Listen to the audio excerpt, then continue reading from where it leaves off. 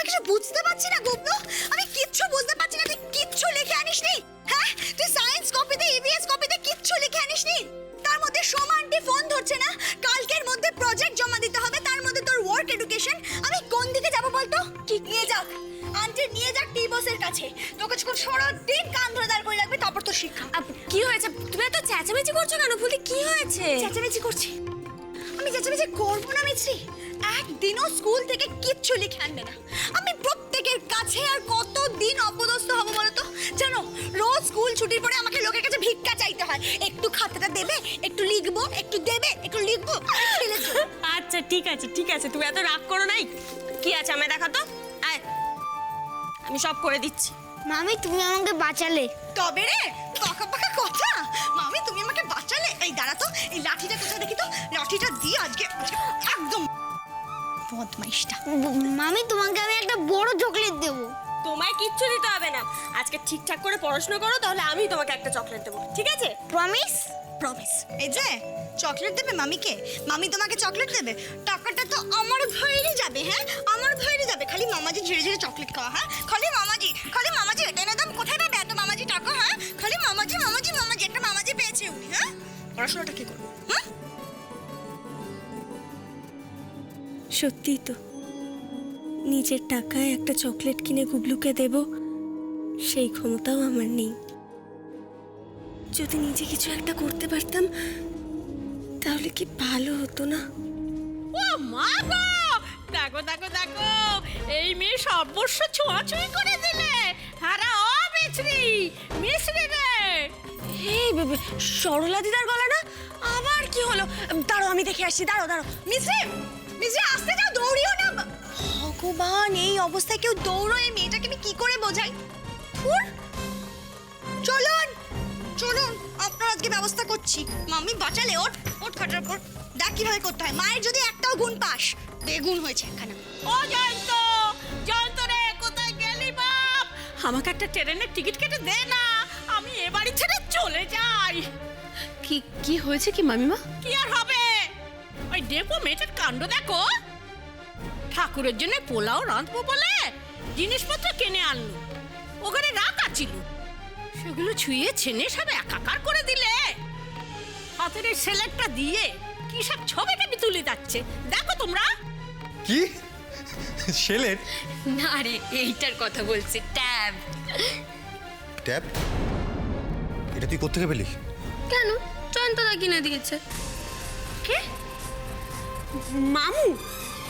মামু তোমাকে এটা কিনে দিয়েছে? এত দামি একটা জিনিস? কেন, তাতে তোমার গায়ে জ্বালা ধরছে? মুখ সামলে কথা বল লাবু। দেখেছো বর্দিমা, দিনকে দিন লাবুটা কোথায় গিয়ে পৌঁছচ্ছে।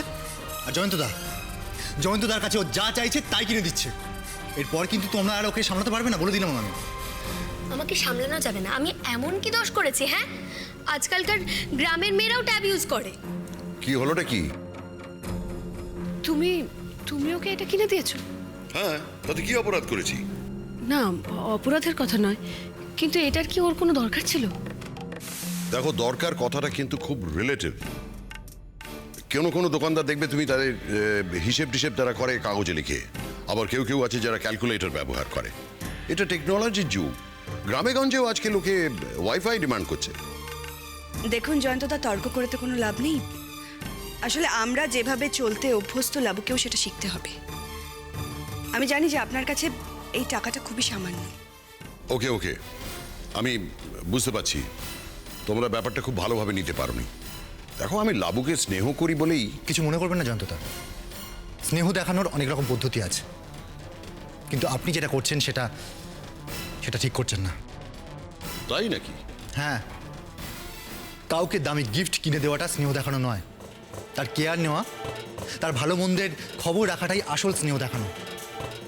আর আপনি লাবুকে যেভাবে প্রশ্রয় দিচ্ছেন, তাতে যদি লাবু উচ্ছন্নে যায়, তার জন্য কিন্তু আপনি দায়ী থাকবেন জয়ন্তদা, কথাটা মনে রাখবেন। এরপরেও কি আমাদের এই বাড়িতে থাকাটা উচিত হবে সর্বাণী? তুমি ভূতুর কথা রাগ করছো? একবার ভেবে দেখো, এই বাড়িতে ওর কোনো মতামতের দাম থাকছে কি? আমি জানি তুমি বা নীলাদ্রি, তোমরা হুজুকে মানুষ, সবাইকে নিয়ে আনন্দে থাকতে ভালোবাসো, কিন্তু ভূত তো মনে করছে যে ওর মতামতের কোনো গুরুত্বই থাকছে না। ওর দিকটা একবার ভেবে দেখো। আইসি, তাহলে তুমি থাকো, আমি না হয় আজকেই। না না জয়ন্তদা, আপনি ভূতর কথায় রাগ করে এভাবে চলে যাবেন না। কাল না হয় দিদি পুজোটা সেরে নিক, তারপর। বাবু, তুমি একটা কথা ভুলে যেও না, ভূত তোমাকে খুব শ্রদ্ধা করে। আজকে হয়তো রাগের মাথায় দুটো কথা বলে ফেলেছে, কিন্তু বেশ, তাহলে কাল তোমার বড়দিমা যখন পুজো শেষ করবেন তারপরেই আমরা এখান থেকে চলে যাব। তখন কিন্তু কেউ আমাকে বাধা দেওয়ার চেষ্টা করো না।